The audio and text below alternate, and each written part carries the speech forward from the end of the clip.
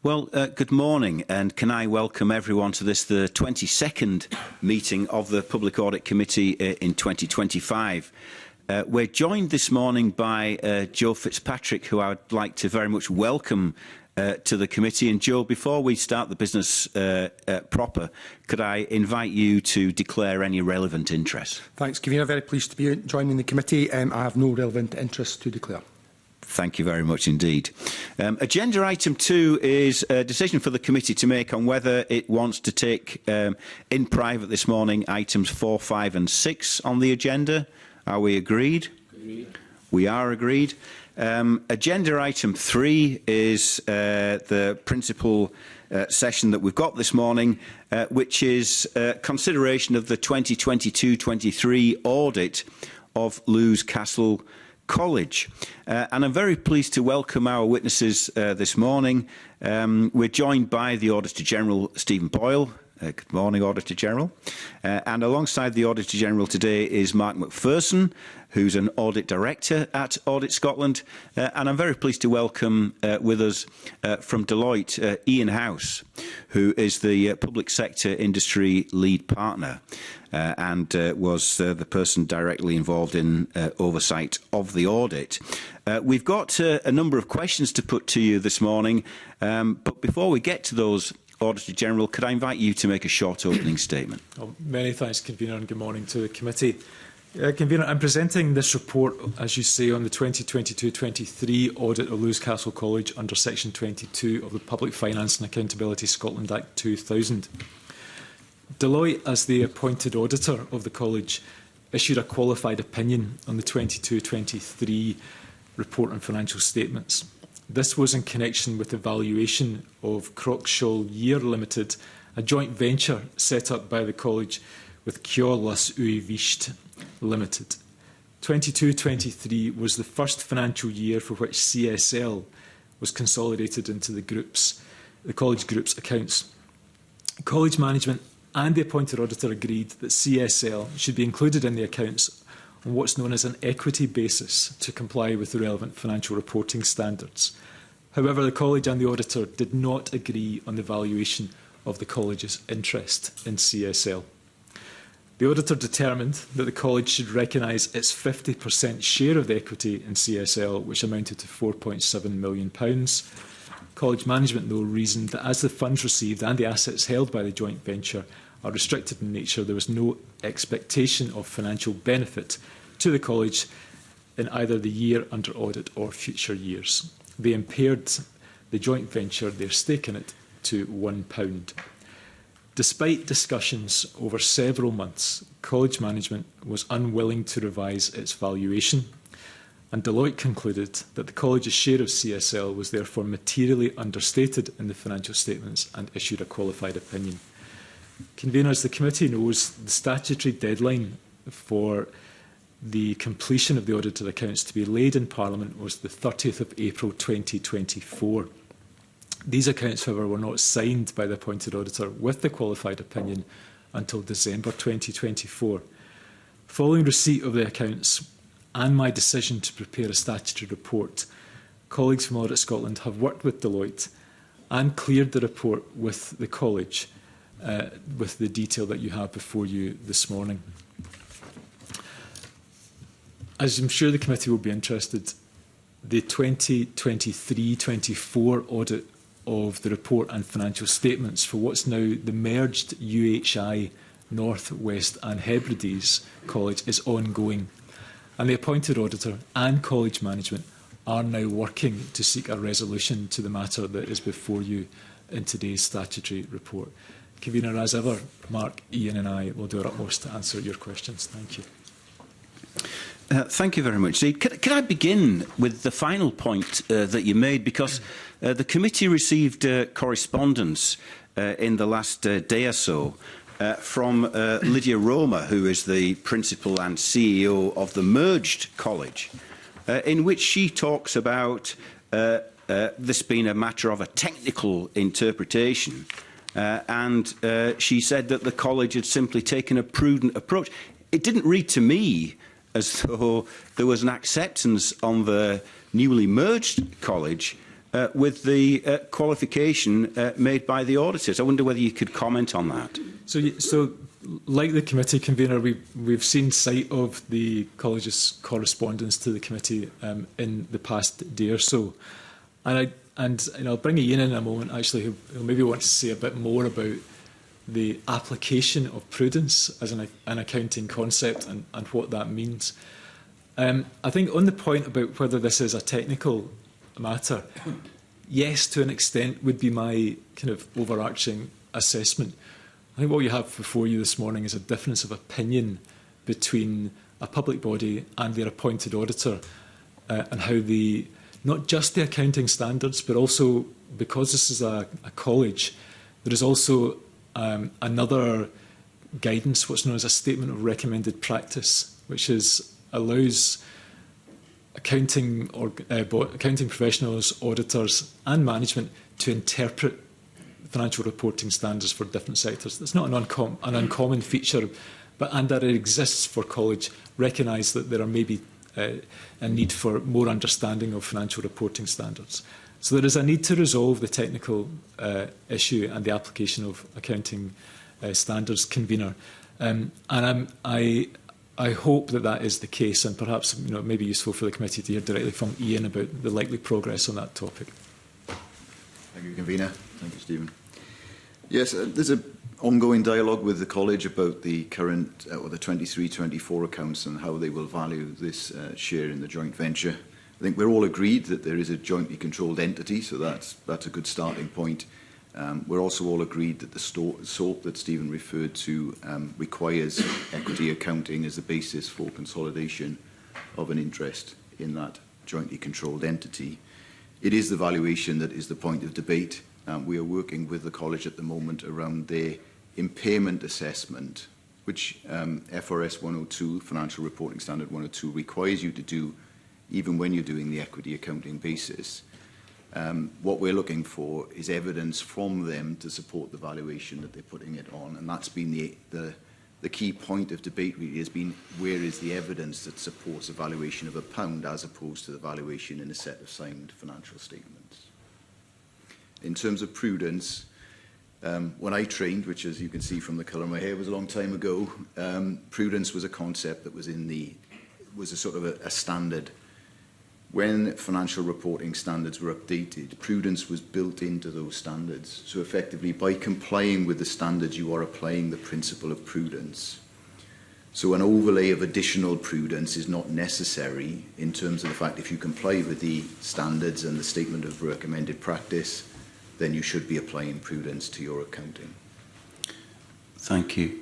And can I just be clear about this, because the audit was carried out by Deloitte, but on behalf of Audit Scotland, and the report that we have before us is an Audit Scotland Section 22 report. So from that, just can I be clear, Auditor General, do you agree with Mr House's interpretation of the rules and regulations and the accountancy practices? So you're right, convener, that this is a Section 22 report from me as the Auditor General for Scotland. I appointed Deloitte as the auditor of Lewis Castle College for the 5-year period commencing 2022-23.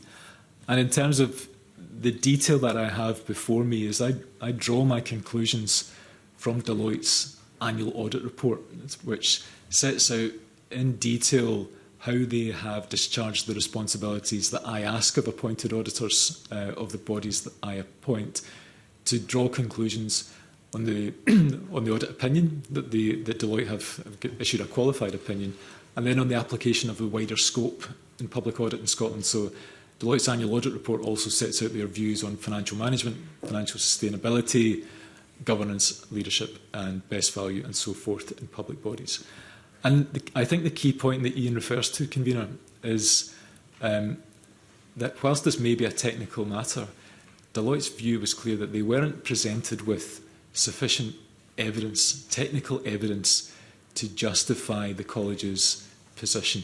So we have, yes, clearly a disagreement of accounting opinion, but the absence from the college of a detailed technical analysis to support their opinion is the story of today's report, in my view, that there was insufficient application of evidence to justify why an alternative view can happen. And I should say, Convener, if I may, that disagreements do arise between auditors and accountants. That's not unusual.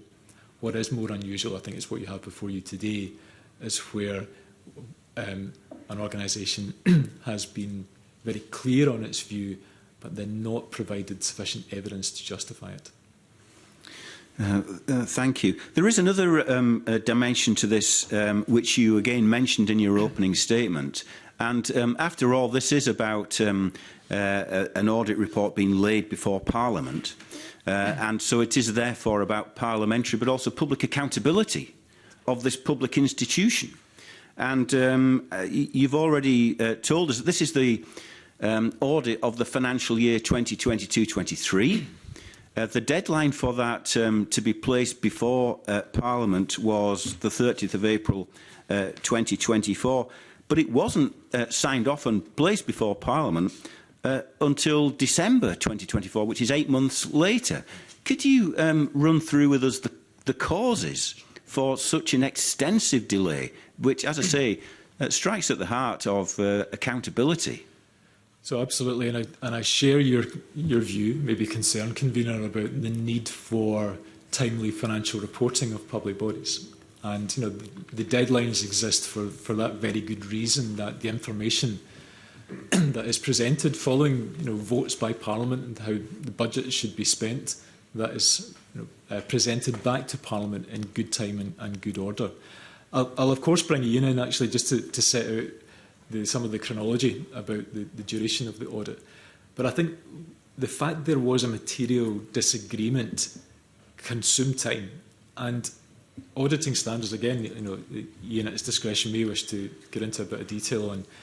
Auditing standards require an auditor to do what they can to find sufficient evidence to avoid a qualification on a set of accounts. They have to consider any alternative sources, any alternative procedures they can undertake, so as to not to get into the qualification, which is still a very unusual set of circumstances. But I think maybe useful to hear directly from Ian first of all, and I'm happy to come back in. Ian. Yes, there were a number of issues with this audit, this being the largest and most significant of them. As you will imagine, there was a lot of correspondence and meetings between us and the college to discuss the facts in this circumstance. I had to take advice from my technical colleagues to make sure that I was comfortable with the opinion and the accounting that I was proposing, and indeed that is a process that takes time for them to consider all of the aspects and angles of the accounting for this issue. There were also a number of issues in relation to prior periods and prior period adjustments in these accounts, some of which the college identified, and not just ones that we identified. And we worked together to resolve those, but it did come to a point where, in the absence of evidence to support the £1 valuation, we concluded that public accountability was best served by a qualified opinion, so as at least there was an opinion on the other aspects of the accounts that people were able to rely on. You want to add to that, Auditor General? I think, and perhaps bring Mark in, sure. Convener, if he wants to kind of set out the process of the collation of the statutory report, our consideration of Deloitte's views in the annual report. And as I'm sure the committee are familiar with, that in preparing any statutory report, really any report that Audit Scotland produces, we go through a structured clearance process, so the opportunity for public bodies to give feedback on factual accuracy and so forth. So maybe Mark can set that out for the committee. I don't think I would offer anything more than Ian's already offered in the first period in the delay of preparing the accounts. But of course, equally on our side, when we come to prepare a statutory report on behalf of the Auditor General, we need to make sure that the information is there to allow us to make the statements. We had some engagement with Deloitte, with the college itself, in order to prepare the report. And as the Auditor General said right at the start, the college was given an opportunity to comment and clear the report as part of our normal processes. That obviously extended over a period of time and took us into the summer period, and that's why you have the report now. OK, thanks. I'm going to bring in Colin Beattie, but before I do that, the Deputy Convener's got a quick supplementary he wants to put. Yes, thank you. I'll come back late in the session, but just relevant to what Mr McPherson just said, assuming you engaged with the college or the now merged entity ahead of producing the Section 22 report. My question really is the content of the letter that we received yesterday. Why none of that is in the report? Is that because it wasn't provided to you, or it was provided but you chose not to include it? Well, I don't think what's in the paper from the college adds greatly to what we already knew, and I think most of it is reflected to some degree in the report, and a lot of the commentary there from the college relates to the period of the audit, I think, which we've already begun to explore in terms of what was needed in order to reach agreement, or not agreement in this case, over the audit opinion. Okay, because it feels like this is sort of their right to reply almost to what you've said. Is that your impression? I can't offer anything beyond we did engage with the college. Most of this we are already aware of, if not all of it, in fact. So it's not new information to us in many respects. That's helpful, thank you.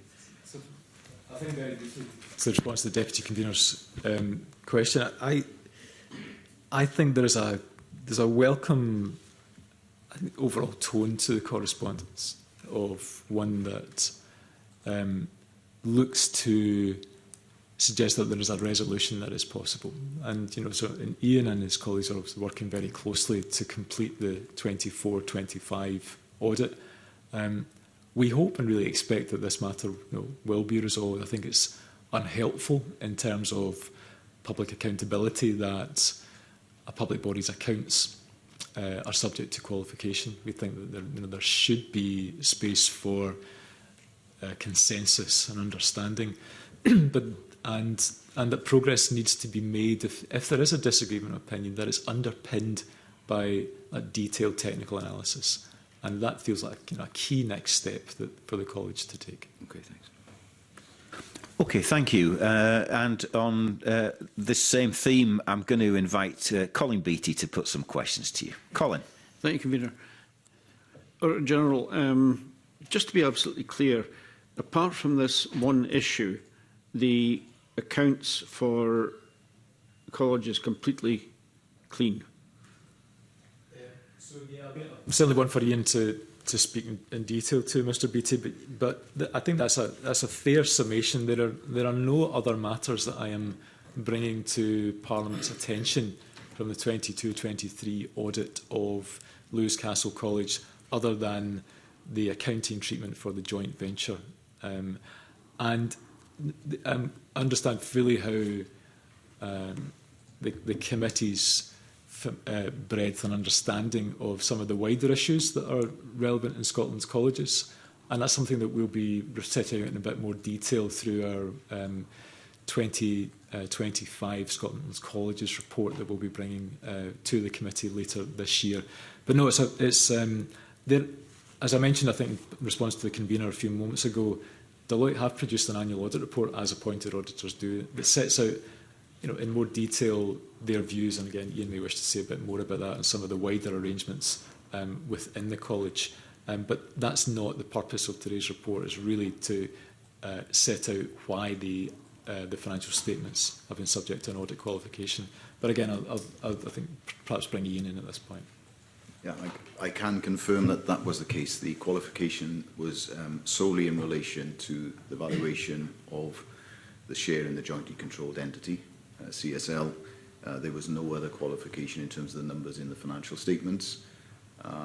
In terms of wider scope, we did look at financial sustainability, and the fact that Lewis Castle College was then subject to a merger with other college was part of addressing the financial sustainability issues that colleges are facing. So that was a response to challenges around financial sustainability, but that was the only other issue that we brought out. Thank you for that. General, your report sets out that the college and the auditor agreed that the investment in CSL should be accounted for using the equity method in accordance with the Financial Reporting Standard 102. Can you maybe explain a little bit more in detail what that means? Yeah, I can. I'm happy to start, and then again I'll bring Ian. I suspect, and I will on a number of occasions this morning actually, just to kind of set out how the auditor goes about that level of work. And I think, as ever, there is the context of financial reporting and audit judgments isn't just for the 12 months before you. There's always history of what went before. So the the joint venture, as I mentioned in my introductory remarks, is between Lewis Castle College and Kyoy Visht Limited to set up CSL. And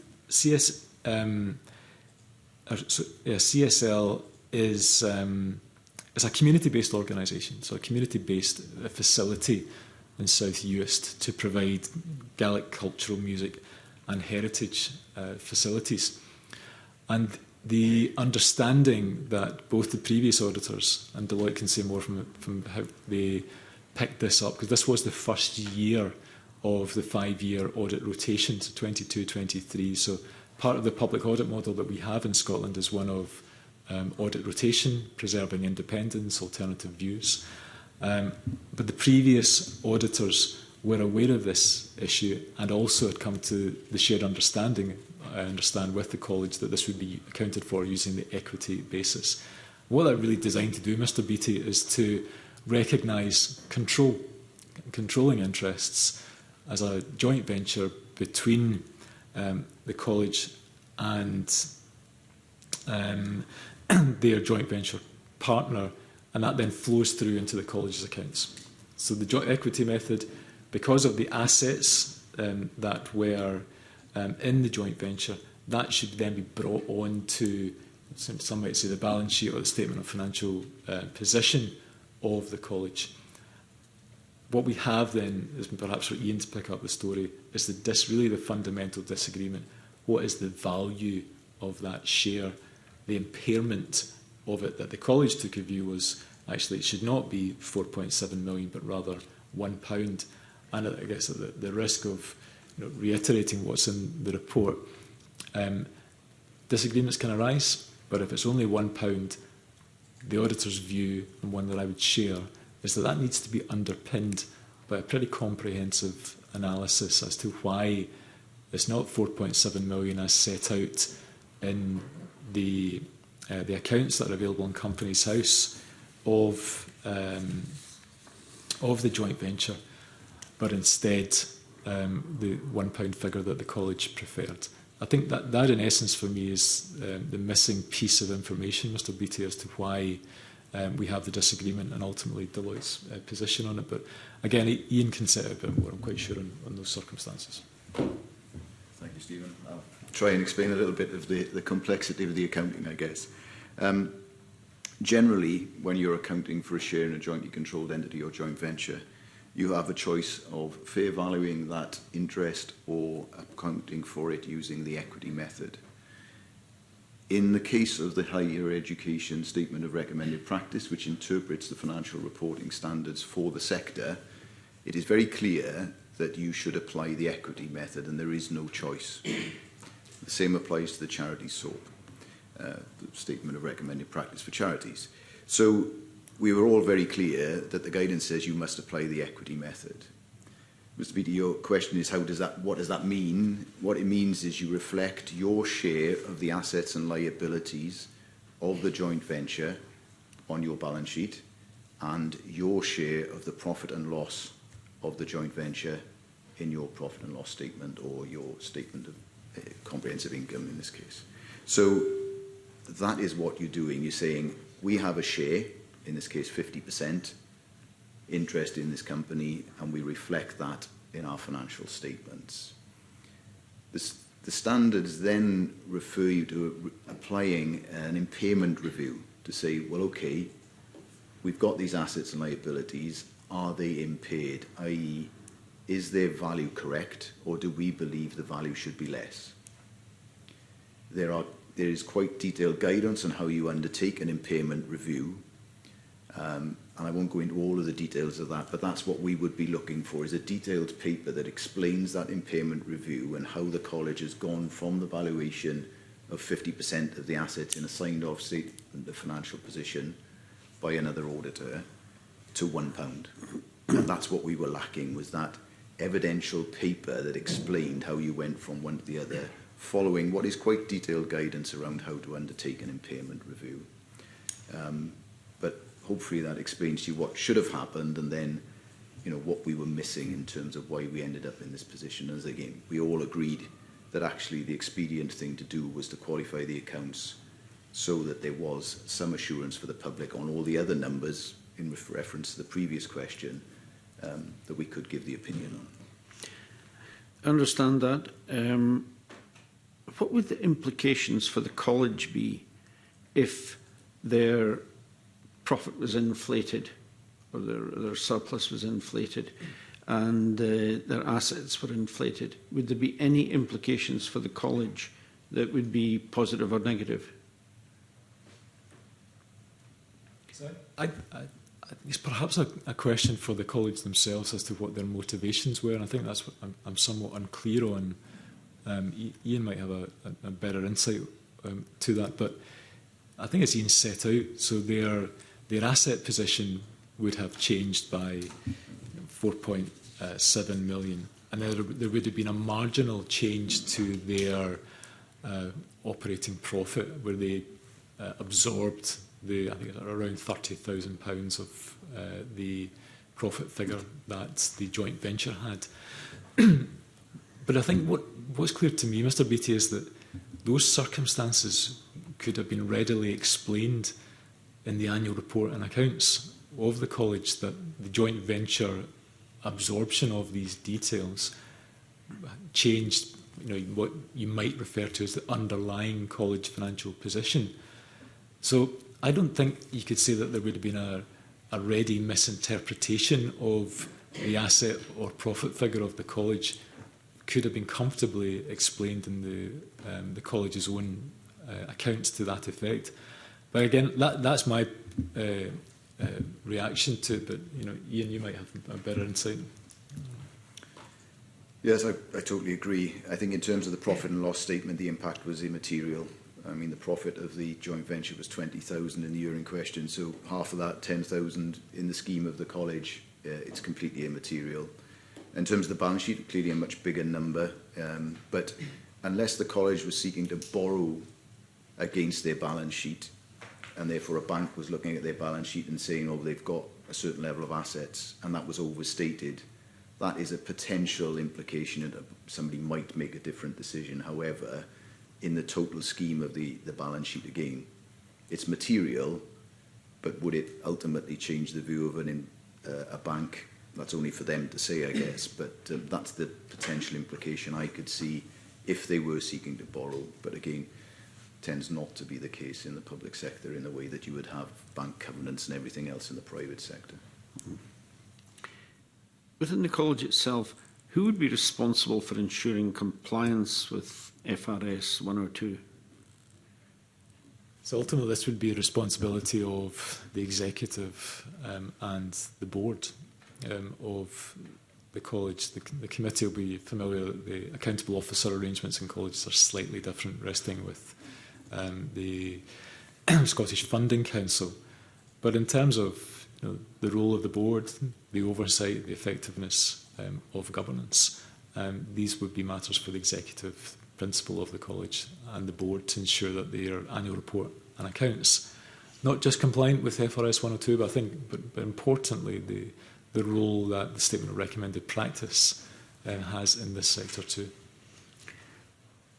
Assuming that there are no issues on governance and so on with the college, then the board presumably can be assumed to have taken a judgment on this.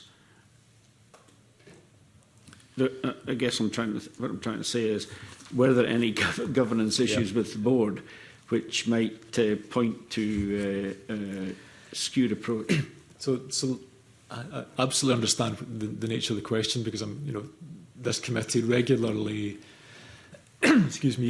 considers reports that perhaps go beyond the presenting issue in terms of a public body's approach to a particular matter of, where it might be financial standing or financial management, but there are underlying issues of, governance and leadership. And Mark and I absolutely, sought to explore that issue, with Deloitte. And I think, again, I'll absolutely want the committee to hear from Ian on this in a moment. Is that that's not, I think, importantly what this issue looks to be about. I think I wouldn't want to misrepresent it as this is just a technical issue, because it's slightly broader than that about the extent to which appropriate evidence was presented, how a community asset was recorded in a public body's annual report and accounts. But on the topic you asked, Mr. Beattie, carefully considered Deloitte's conclusions in their annual audit report that it's not highlighting that there is material governance or leadership concerns in this organisation. And I take assurance from that. I take assurance that this issue can and should be resolved, and that the new UHI College can move on and deliver with hopefully allowing it to draw a line under what feels like an important but a distracting issue nonetheless. And I'll bring it in. I think it's important again for the committee to hear directly from the auditor. Thank you. Look, there aren't issues that we would have raised. Our annual report covers the issues that we found, and this was the main issue. The board, through the audit committee, is advised by their professional advisors, the director of finance, etc., in terms of their position, and they concluded that they would stick with that position that they've come up with. I would say in some respects it's almost a philosophical position that they've adopted rather than a technical one. It is about their view of the value of this joint venture to them as an organisation, I suspect, rather than necessarily the accounting of it. But they took the professional advice of their staff and came to that conclusion through a proper process that the audit committee considered our report, they considered management's views, and they came to that conclusion. I would say the relationship remains very amicable.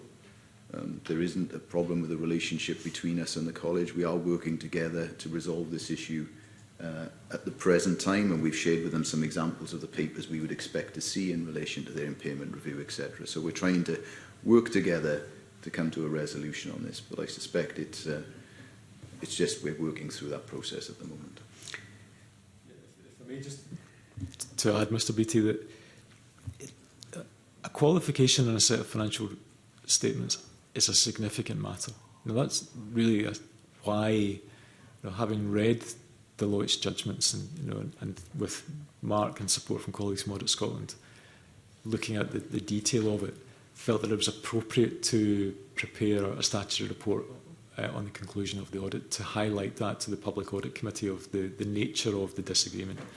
As I say, public bodies rarely receive a qualification on their annual report and accounts, and it is a key part of assurance to this committee and to Parliament that public money was spent and assets are being properly accounted for.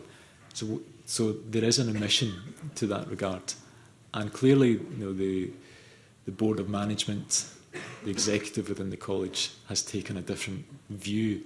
But nonetheless, the fact that the qualification exists and Deloitte, as the appointed independent auditors, took a different view, feel that as a matter of public interest. Just one last question. Are you aware of whether the college took any external advice in reaching their position?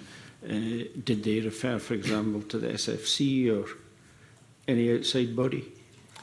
So I'll bring you in actually just to kind of, again, to chat through the chronology or understanding. And Mark might have an understanding more about the extent to which the Scottish Funding Council, and so I'll turn to Ian first of all. We were not presented with any paper from an external body in terms of accounting advice, which contradicted our accounting opinion. I understand there were conversations with other parts of the sector around their views on it, but I came into the audit rather towards the end of this process, so it may have happened before I was there. So I can't be specific in terms of any advice within the sector, but certainly we weren't presented with a paper from another professional accounting firm, for instance, that contradicted our view. I'm not aware of any specific advice sought from the Scottish Funding Council, but only the college could advise on whether it did take any external advice, as you're suggesting, Mr. Beattie. Thank you. Thank you, Convener. Okay, and of course we may pursue some of these lines of inquiry out with this evidence session. But I'm going to now take the opportunity to invite Graham Simpson to put some questions to you. Graham. Thanks, Convener. Yeah, thanks very much. I just wonder, Auditor General, if you could just explain in layman's terms why this matters. Of course, Mr Simpson. I think perhaps just to build on my last comment to Mr Beattie, this matters because the Scottish Parliament does not have full assurance over the assets of a public body and what is being reported and is set out. Yes, by its nature, an independent auditor's report covers some technical language, but I think it's fairly clear in Deloitte's phrasing that there are assets of £4.7 million, which is the college's share thereof of that equity that are not reflected in a public body's, Lewis Castle College's accounts. That, together with the rarity of a qualification on a public body, and I've prepared statutory reports and presented them to this committee, this is an unusual event, and I think is one of significance and public interest. And that's where I reached my decision to prepare a statutory report on the 22-23 audit. Okay. And what are the assets that we're talking about? There's a building, isn't there? Yeah, that's correct. This is a community facility that the college is a joint venture partner in, that provides Gaelic cultural music and heritage facilities to the community in South Uist. So that is what the asset that refers to, yes. Okay. So clearly you have a physical thing, it's a building, and that's going to be worth something. Correct. And it's not going to be £1. So that is ultimately the nature of the debate as to what is the value of this building and what is the college's share.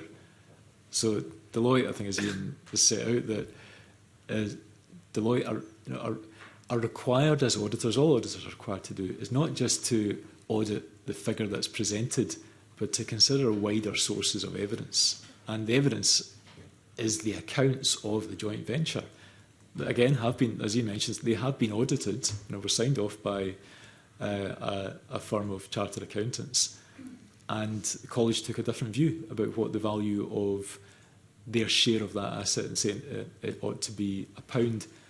And there could be circumstances where that's the case. If they can argue that there's been an impairment review or there's new information, what we have is missing information, as Ian mentions, the absence of a detailed technical accounting analysis that supports the number that they included in their accounts. Yeah, I've got to say I'm struggling to see how you could possibly say that a building of that nature was worth £1. But however, you have asked for evidence of that.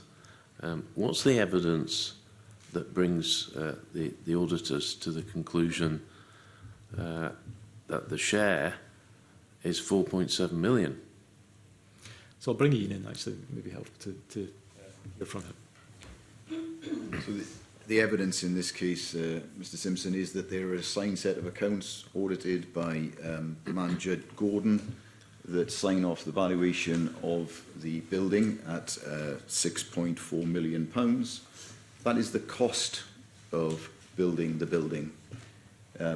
Clearly, its value in an open market might be different to the cost of building it. And that's I suppose the point in question is maybe the valuation is somewhere between the £1 and the £6.4 million. You would need a professional valuer to give you a value on that. What the standards require is that you either value it on at the higher of the fair value, less the cost to sell. So that would be basically, in this case, a valuation by a valuer less the cost of sale. Or it's value in use. And the value in use is something you would need to determine in terms of what it could generate in terms of income and expenditure, etc. That's what we're looking for, is those two pieces of evidence and which is the higher, and that would give us a more evidence-based assessment of the assets of CSL. For me, just to add, of course, it's not for auditors to determine the value. So we are not valuers. But these are assets that, that money has been invested in, and therefore auditors need to see evidence that, and sometimes there are complex valuations. So many public bodies require the expertise of independent valuers to support disclosures in their accounts. Whether it's hospital buildings or roads or community facilities, sometimes these require specialist expertise. And equally, in particularly complex topics, the auditors themselves will source their own expert advice. So the auditor's expert, but this typically needs to be underpinned, as I say, Mr. Simpson, with a supporting detailed evidence. There's kind of two different things going on, isn't there? There's what a building can generate in terms of money, and the actual value of the building, and they're two separate things. But you mentioned getting in, a professional valuer to give a figure for the building. Is that not the solution here? Just bring in a valuer, get them to value the building, and then you can agree on a figure. That would certainly be helpful, Mr. Simpson. Yes, in terms of coming up with a valuation, the college will need to consider, again, whether they need that, whether they need to expend the money that you will need to bring in a professional valuer to do that, or whether they can come up with a reasonable estimation of valuation based on other properties in the area. Again, auditors will accept estimation if it is based on evidence and some sort of analysis that allows us to come to that conclusion. So it isn't necessarily have to be a valuer, but that could be a route to a valuation. The college includes its assets on its statement of financial position at a valuation basis. The company, CSL, includes them at cost. So there is a bit of a discrepancy between the two accounting bases, which we considered in terms of the equity accounting. But because the college takes 3 years to come up with an initial valuation, then actually the cost and valuation in this basis are equivalent for the purposes of the accounts. So a valuation may well be a helpful route through this. It is up for the college to determine the fair value less cost to sell, and they could do that through valuation. They could do it through other estimation techniques. Yeah. So has that been suggested to the college? So we're working through with them, yes, in terms of how do you come up with this, and that's what I said. We provided them with an example of a paper that we would sort of expect to see, not, given an example of the kind of analysis that we would expect to underpin that analysis of what is the higher of the fair value less cost to sale and the value in use. Value in use is a slightly more complicated thing to calculate than fair value less cost to sale. Okay. I think we can see a solution here. If the college are sensible, we can resolve this. I'll leave it there. Okay, thank you. Joe Fitzpatrick, do you have any questions to put? Yeah. Thanks, Convener. I think most of the questions I was going to ask have been really covered, but I guess just to probe a little bit on that last point, it does seem pretty incredible that the college management have made this decision to impair a value from 4.7 million down to £1 without either having some evidence that they can show in their accounts or seeking external legal or financial advice.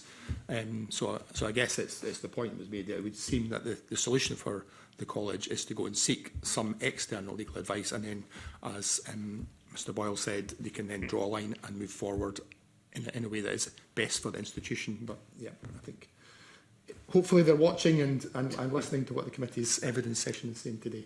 Yes, I'm quite sure that they are. Can I then just invite the Deputy Convener to put a series of questions to you before we finish the evidence session up for this morning? Thank you, Convener. We probably could end the session now, having covered quite a lot of ground, but I think it throws up some interesting philosophical arguments about how public bodies account, and that's what I want to dig into. Reading the correspondence that we received from the college, I was quite intrigued by the rationale for their decision, rather than. So I don't really want to talk about that particular example, but it's more about the rationale that they came to that decision, and the three reasons. And perhaps you can comment on this, Mr. Howes.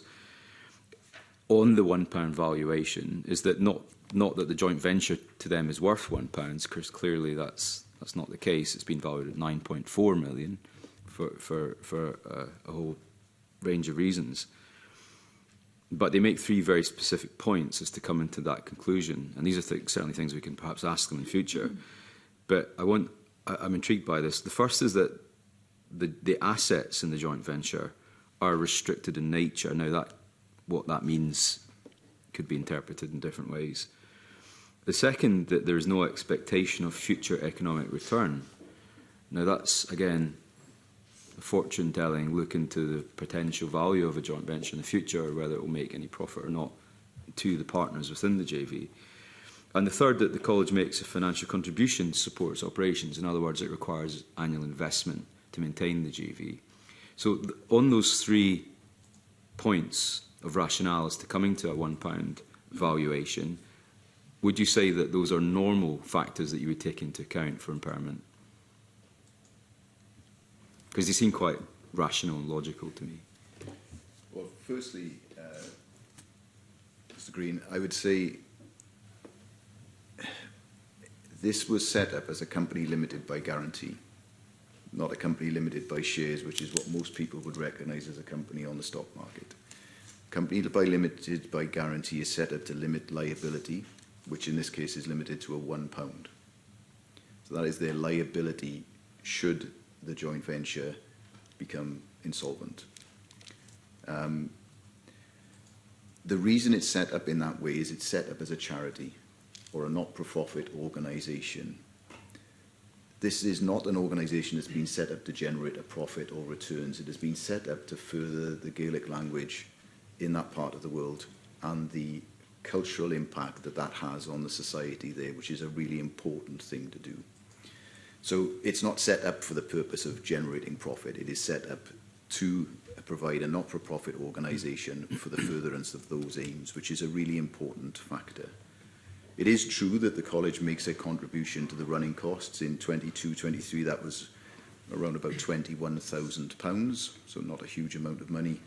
In 23-24, it rose to £47,000. So there is an increasing trend, I would say, in terms of their contribution, but in terms of the overall running of the college, not a material amount.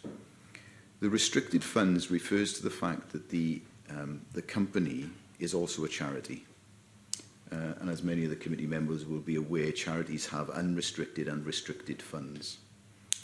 In this case, most of the cash balances within the company are in restricted funds because they were given for the specific purpose of building the building. And indeed, the cash that sits on the statement of financial position at the moment is largely in relation to the next phase of the building. So there is an existing building. There is an aim to further the building with a performance venue, which was due to start this month. I'm not sure on the exact time of whether it's ready to go and whether all the funding is in place. But those funds are held in restricted. But even a charity that has a share in another charity with restricted funds would still, on the equity basis, take those funds as part of their statement of financial position. They would still have to maintain them as restricted, but they are still funds that exist, and therefore, as part of the equity basis, would be brought onto the statement of financial position. Right. I guess I'm playing devil's advocate here. You can perhaps see the rationale, though, that if their maximum liability in the venture is £1, then they would not want to see a figure of £4.7 million as to be in any way perceived as a potential liability should the JV fall, for example. If I may come back on that, I think it's the asset that they're bringing onto the balance sheet, which is their share of the building and their share of any cash that exists in there. There isn't a liability of 4.7 million, although I suspect their view is that the building could be a liability in the future should they need to continue to run it and there not be an active market for learning and teaching that would fulfil the full use of the building. So I think that's why I say there's almost a philosophical point here that goes alongside the accounting. But in terms of the accounting, I think we're very clear. There are assets. They have a share because they have 50% control of those assets, and that should be reflected in their balance sheet, subject to an impairment review. The college, very shortly after these accounts were produced merged as part of a bigger entity. What material difference would it have made, in your view, had the £4.7 million been recognised rather than £1? Would that have any effect on their ability or negotiations with the merging? Or would that have been an immaterial consideration, in your view? I think that's a view for management to take. It's very difficult for me as the auditor to determine what they would have done in those circumstances. In other words, would it have made that bit of the merger more or less valuable to the merged entity, for example? I do not believe it would have done. Okay. But again, I say it is for management to have made that decision, really. Auditor General, on paragraph 16 of your report, you also refer to two further material misstatements regarding the 22-23 accounts, which were subsequently corrected. Do you know what those misstatements were and why they were in the accounts in the first place?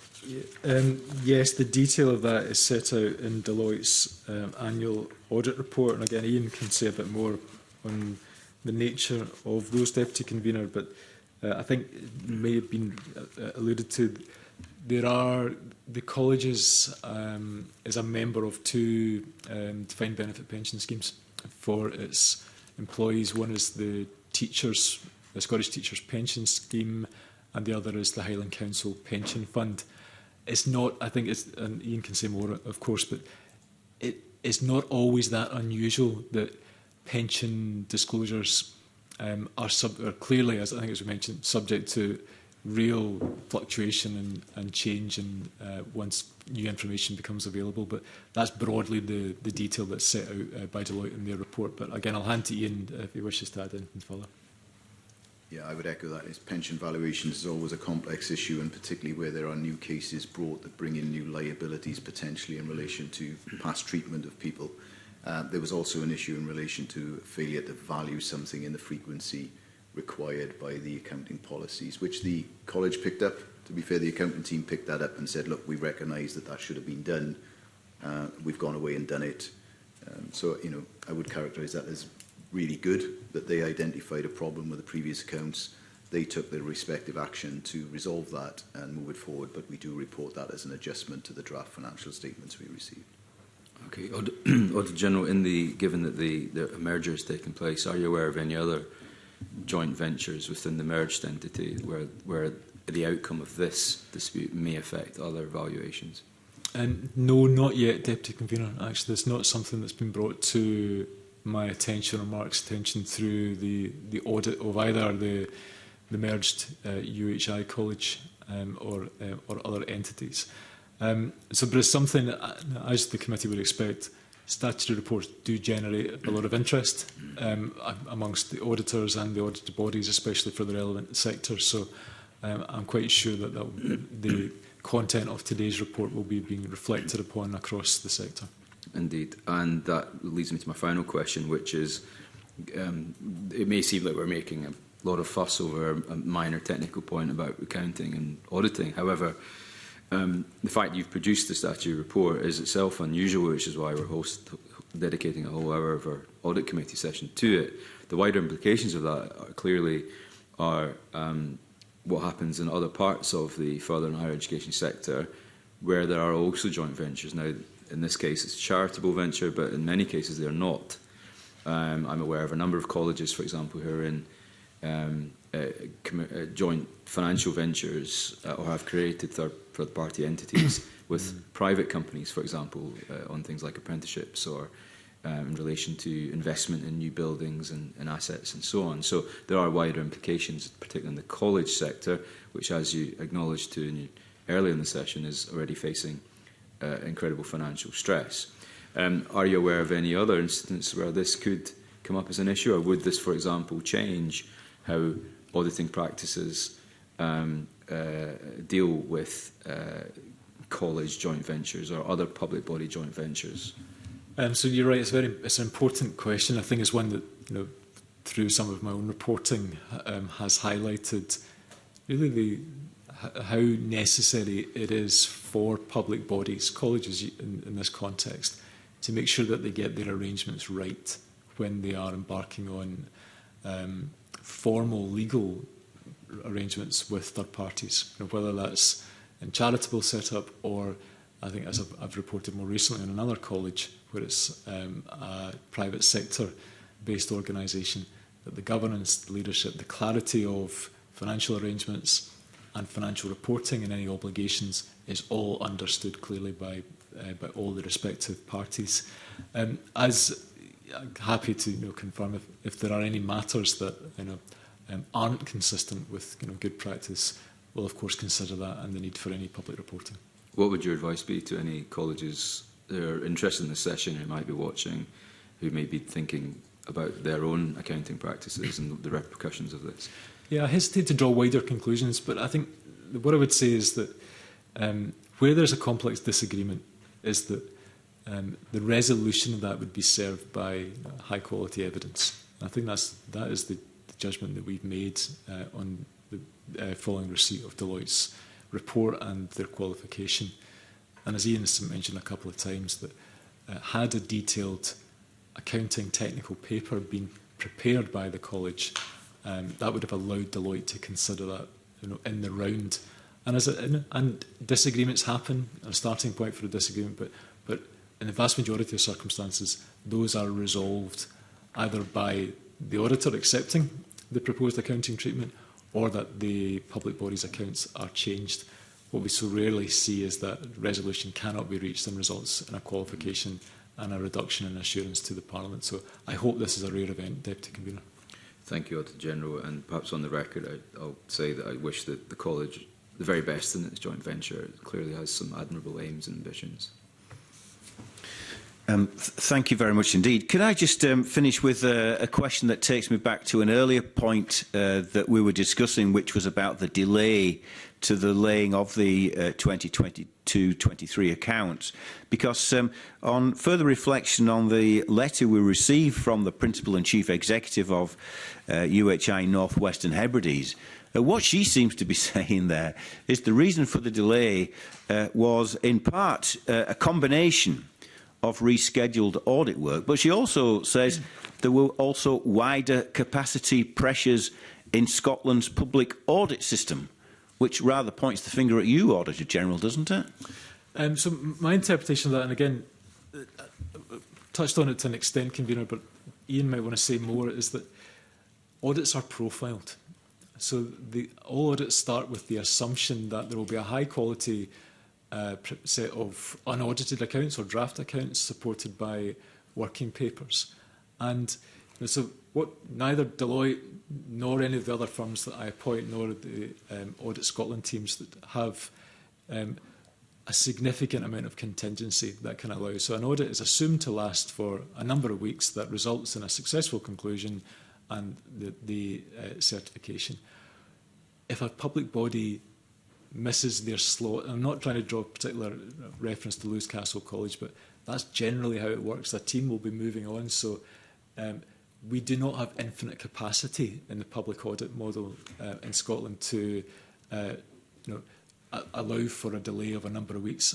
So it can result in a public body having to move to a different part of the schedule. So yes, there are constraints and capacity issues, not just in public audit, but across all public bodies looking to use resources wisely. And I think, perhaps reiterating, I think one of the comments I made earlier, Convener, auditors will look to avoid issuing a qualification. They'll look to get additional evidence.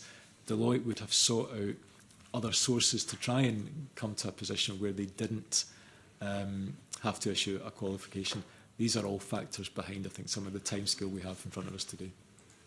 Okay. I mean, I return to the point I made earlier on, which is that it's important for Parliament and for public accountability that accounts and audits are laid before Parliament timorously, and we can perhaps all reflect on why that wasn't the case in this instance. Yes, I agree, Convener. I absolutely share the importance of accounts together with really audited conclusions that provide that independent assurance. It's completed thoroughly, and also, if that's possible, done in a timely manner. But I think I would kind of assert, convener, that some delay may be necessary so that the audit can be completed to the standard of quality standards, the consideration of all of the necessary evidence required to reach that audit opinion, but doesn't detract from the shared opinion that I have with you, convener, that the timescale matters, and for the vast majority of public audits in Scotland, they are completed to the timescales that are agreed with Parliament. Okay, well, thank you very much indeed. And on that note, can I thank our witnesses this morning for providing evidence for us and answering the questions that we've posed. Can I move the committee into private session? But before I do that, can I thank Ian House, Mark McPherson and you, Auditor General, for the evidence that you've provided the committee this morning. And I will now formally move this morning's committee into private session. Thank you.